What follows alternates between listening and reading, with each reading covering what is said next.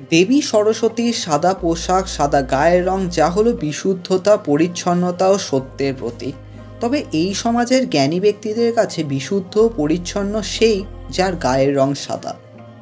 তবে এতে ভুল কোথায়? কারণ আমরা তো ছোটবেলা থেকেই শুনে এসেছি যে আগে দর্শনধারী পরে গুণ বিচারী। তাই ইন্টারভিউতে কোয়ালিফিকেশান দেখে নয়, ব্যাকগ্রাউন্ড, পাওয়ার আর গায়ের রং দেখেই সিলেকশন হয়। সত্যিই তো শিক্ষার বিশুদ্ধতা দরকার, তবে যেখানে জ্ঞানী ব্যক্তিরাই শিক্ষার পতন ঘটিয়েছে, অ্যাডমিশনের নামে ডোনেশন চলছে, টাকার খেলা চলছে, রাজনৈতিক দলরা এগিয়ে আসছে, সেখানে শিক্ষার অবনতি তো চূড়ান্ত। সমাজে কত মানুষ শিক্ষা থেকে বঞ্চিত, তবে বঞ্চিত হয়েছে কেন? এই রাজনীতি, এই গায়ের রং আর কত কিছুর মধ্যে দিয়ে। হ্যাঁ, আমরা ছোটবেলা থেকেই দেখে এসেছি সরস্বতী দেবীর গায়ের রং সাদা, তবে এবার দেবীর রং পাল্টাবে। কারণ এবার দেবী শান্তি নয়, অশান্তি চায়। তা না হলে শিক্ষাকে বাঁচানো যাবে না। আজ সত্যিই মনে হয় শিক্ষার সত্যি কি কোনো দরকার আছে? কারণ শিক্ষার ব্যবহার হচ্ছে কোথায়? সত্যিই যদি ব্যবহার হতো তাহলে মানুষজন প্রতিবাদের ব্যানার নিয়ে বেরোতো না রাস্তায়। সত্যি তো কটা স্টুডেন্টের হাতে বই রয়েছে, তারা তো নেমেছে এবার প্রতিবাদ করতে, আগুন নিয়ে খেলতে চায়। হ্যাঁ, তারা ধ্বংস করতে চায়। তাই এবার আর দেবীর রূপ সাদা নয়, ক্রমেই হয়ে উঠেছে লাল। আজ বিনার সব তার ছিঁড়ে গেছে, কারণ চারপাশে আর ভারসাম্য নেই, বিশৃঙ্খলতার সৃষ্টি হয়েছে। তবে আমরা আর রক্ষা করতে পারবো না, আমাদেরকেই এর পতন ঘটাতে হবে।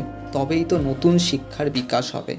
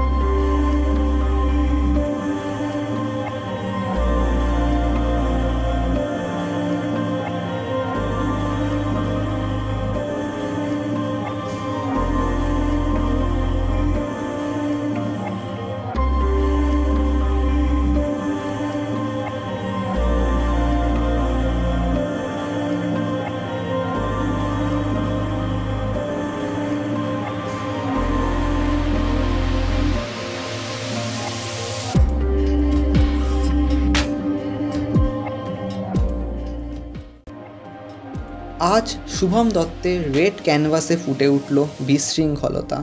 এই বিশৃঙ্খলতা শুধু সমাজেই নয়, রয়েছে শিক্ষাতে, সকল জায়গায়। রেড ক্যানভাস যেখানে বাস্তবকে ফুটিয়ে তোলা হয়। হ্যাঁ, এখানে কোনো কিছু শেখানো হয় না, ছবি আঁকা শেখানো হয় না, কারণ ছবি এঁকে করবেই বা কি যখন সব শেষে তোমার শিল্পটাকেই মেরে ফেলা হচ্ছে। এখানে বুঝতে হবে বাস্তবকে, এখানে বুঝতে হবে প্রতিবাদকে। আজকে রেড ক্যানভাসে আমরা ফুটিয়ে তুললাম বিশৃঙ্খলতা।